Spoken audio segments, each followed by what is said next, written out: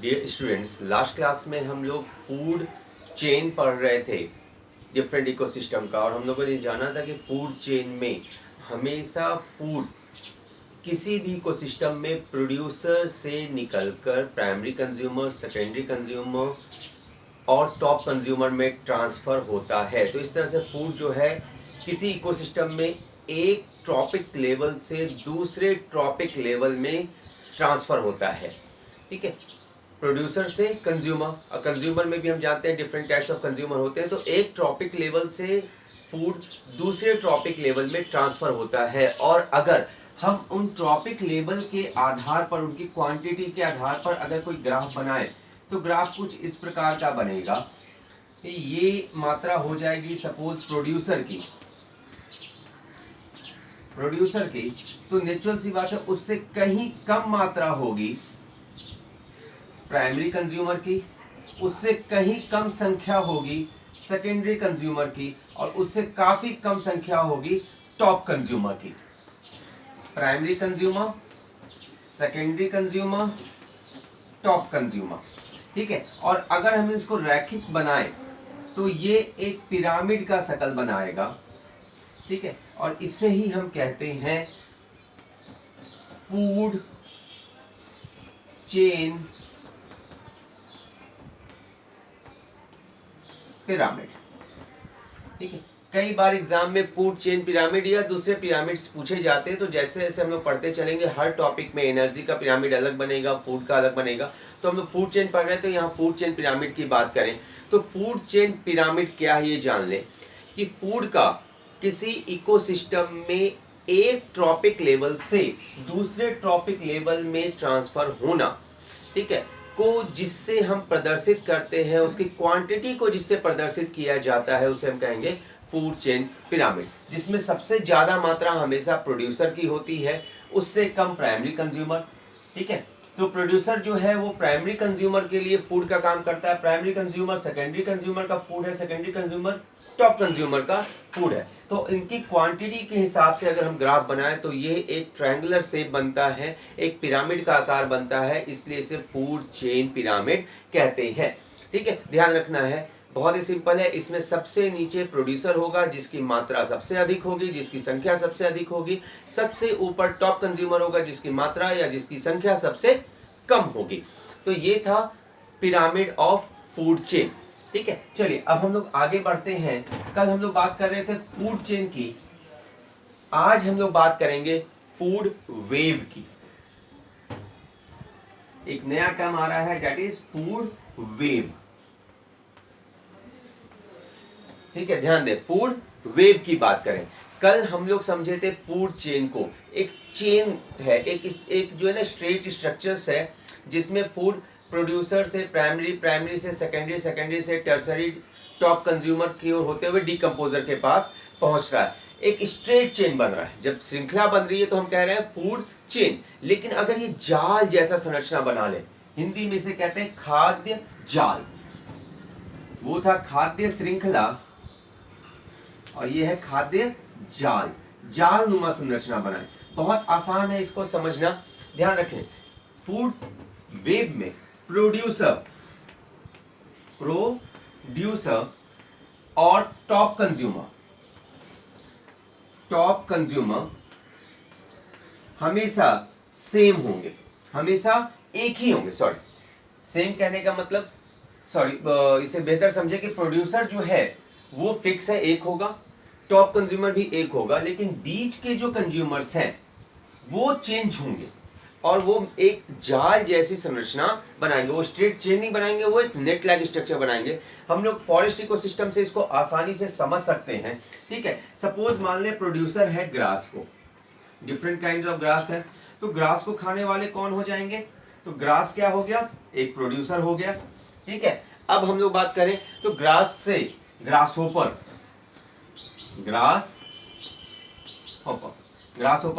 टिड्डा को कहते हैं जो इससे फूड लेता है, या फिर छोटे छोटे फ्लाइज, बटरफ्लाई या दूसरे फ्लाइज जो हैं, मक्खियां हैं, वो भी घास से भोजन लेती हैं। ठीक है, अब आइए, ग्रास होपर को कौन खाता है? तो फ्रॉग खा सकता है ना, फ्लाई को भी खाता है, हम लोग देखते हैं, या फिर फ्लाइज को बर्ड खा सकती हैं, ठीक है। अब फ्रॉग को स्नेक, जंगल में ये भी मिल जाता है, स्नेक बर्ड को भी खाता है। हम लोग इसको एरो देते चले तो बेहतर होगा। तो ये प्रोड्यूसर से ये दोनों प्राइमरी कंज्यूमर हो गए। अब ये हो गया सेकेंडरी कंज्यूमर, ये भी है सेकेंडरी। अब ये बात करें तो एक टर्सरी कंज्यूमर नजर आ रहा है ना। अब हम लोग ग्रास होपर की बात करें तो ग्रास होपर को रैट खाता है, चूहा खाता है, और रैट को भी स्नेक खाता है ना। अगर हम इस तरह से देखें तो एक जाल बनता जा रहा है। और आगे बढ़े हम लोग, थोड़ा सा और आगे बढ़ाएं, अभी हम लोग टॉप कंज्यूमर तक नहीं पहुंचे। टॉप कंज्यूमर की बात करें तो टॉप कंज्यूमर यहां पर हो जाएगा ईगल। टॉप कंज्यूमर हो जाएगा ईगल।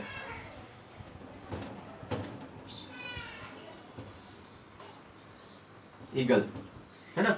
रैट को भी ये खाता है, स्नेक को भी ये खाता है, और बर्ड्स को भी ये खाता है। तो ये हो गया टॉप कंज्यूमर। और ये पूरा जो फूड चेन जैसा ये कॉम्प्लेक्स स्ट्रक्चर बना रहा है, ठीक है, जिसमें प्रोड्यूसर एक सिंगल स्ट्रक्चर है, टॉप कंज्यूमर एक सिंगल स्ट्रक्चर है, लेकिन बीच के जो कंज्यूमर्स हैं ये डिफरेंट हैं और एक नेट लाइक स्ट्रक्चर बना रहे हैं। और जब इस तरह का फूड चेन हमारे इकोसिस्टम में मौजूद हो तो उसे हम कहते हैं फूड वेव। ध्यान रखना है, that is known as food web. खाद्य जाल, जाल बना रहा, दिख रहे होंगे, बहुत कॉम्प्लेक्स स्ट्रक्चर ये नजर आ रहा है ना। तो ये कहलाता है फूड वेव, ठीक है। तो लिख सकते हैं इसे द कॉम्प्लेक्स, इसका डिफिनेशन नोट कर लें, the complex food chain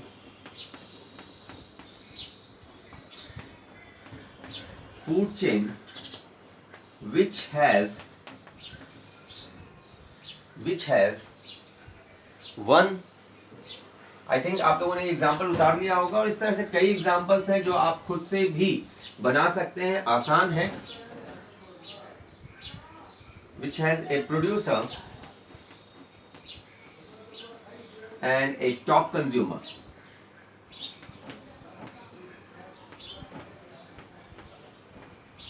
But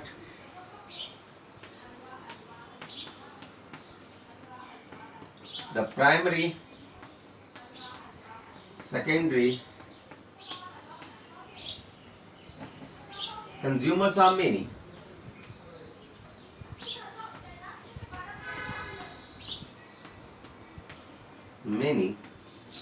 And they form net-like structure. They form net-like structure. Net-like structure. This is called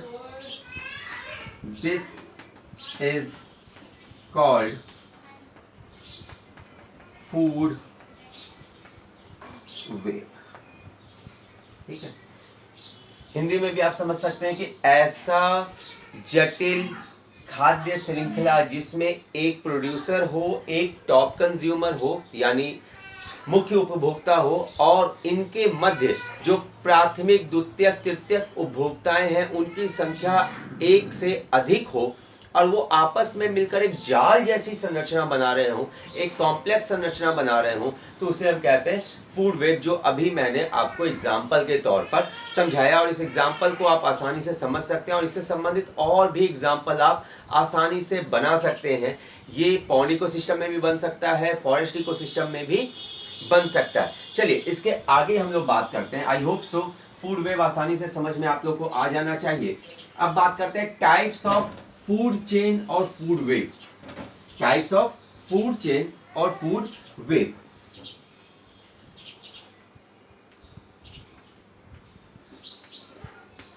types of food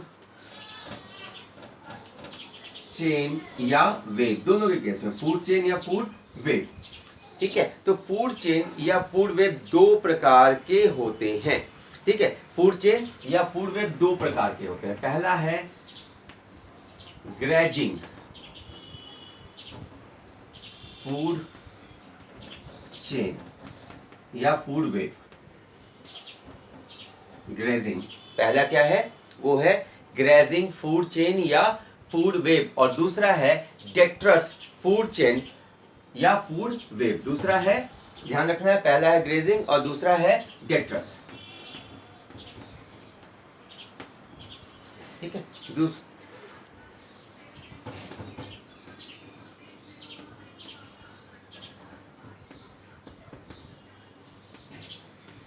अब इसे हम लोग समझें तो बहुत आसान है। ग्रेजिंग मतलब होता है चारण, हिंदी में इसे कहते हैं चारण खाद्य श्रृंखला और इसे कहते हैं मृतपोषी खाद्य श्रृंखला। ठीक है, तो नाम से ही पता चल रहा होगा, जो प्रोड्यूसर, चारण यानी चरने वाला और ठीक है, यानी घास खाने वाला, बेसिकली वैसा फूड चेन जो ग्रीन प्लांट से शुरू होता है, जिसमें प्रोड्यूसर ग्रीन प्लांट है। ठीक है, जो ग्रीन प्लांट से शुरू होता है और कंज्यूमर के बाद डीकंपोजर पर जाकर समाप्त होता है, वह कहलाएगा ग्रेजिंग फूड चेन। पर जहां पर फूड मटेरियल्स के रूप में सड़े गले पदार्थों का यूज किया जाता है, माइक्रो ऑर्गेनिज्म, बैक्टीरिया या फंगस सड़े गले मरे पदार्थों से फूड लेते हैं और वहां से खाद्य श्रृंखला शुरू होती है, तो वो कहलाएगा गैट्रस फूड चेन या फूड वेब। ठीक है, तो बहुत ही सिंपल है। चलिए पहला हम लोग ग्रेजिंग फूड चेन के बारे में जान ले, या इसके बारे में इसका डिफिनेशन लिख सकते हैं। द फूड चेन which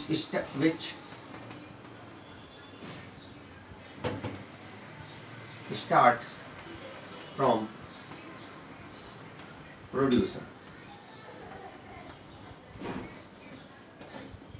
यानी हम लोग बात कर रहे हैं ग्रीन प्लांट की, where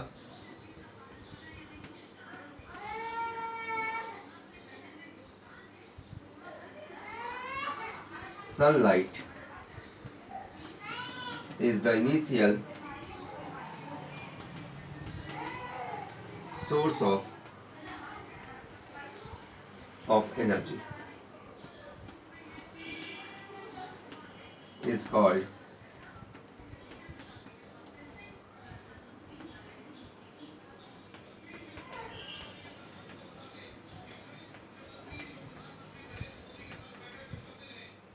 ध्यान रखना है कि वैसा फूड चेन जो प्रोड्यूसर यानी ग्रीन प्लांट से प्रारंभ होता है। शुरुआत में भोजन देने का काम ग्रीन प्लांट्स का है और यहाँ पर जो एनर्जी सोर्स के रूप में जो इनिशियल काम है वो है सनलाइट का, क्योंकि हम जानते हैं कि ग्रीन प्लांट फूड बनाते हैं पर उसके लिए उसे सनलाइट की जरूरत होती है, वो फोटोन एनर्जी का उपयोग करते हैं।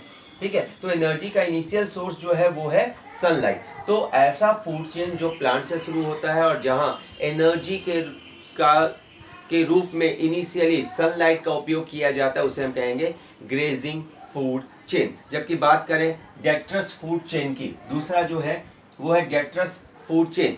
वहां पर सिंपल थोड़ा चेंज करना है, वो प्रोड्यूसर से स्टार्ट नहीं होगा, वो डीकंपोजर से स्टार्ट होगा और वहां एनर्जी मिलेगी डेड एंड डीके मटेरियल से। ठीक है, ये ध्यान रखना है कि जो वैसा फूड चेन, आई थिंक आप सब उतार चुके होंगे, तो अब हम लोग दूसरे टाइप्स ऑफ फूड चेन की ओर चलते हैं, जो है डेट्रस फूड चेन। ठीक है, ध्यान रखना है डेट्रस फूड चेन जो है वो डेड और डीके मटेरियल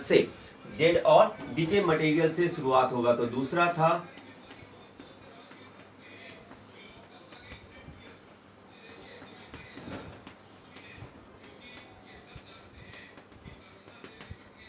ठीक है, दूसरे की बात करें डेट्रस फूड चेन, तो लिख सकते हैं the food chain which start from organic substance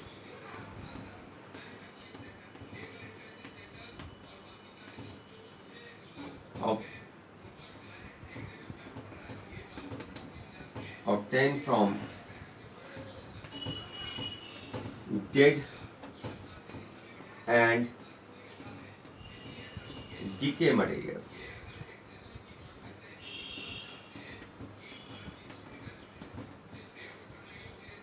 by microorganism.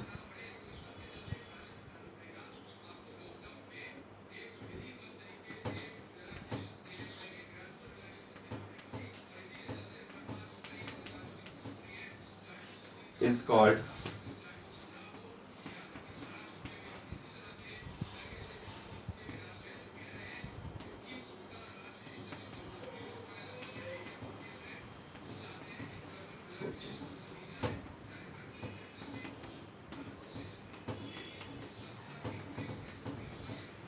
It is less depend on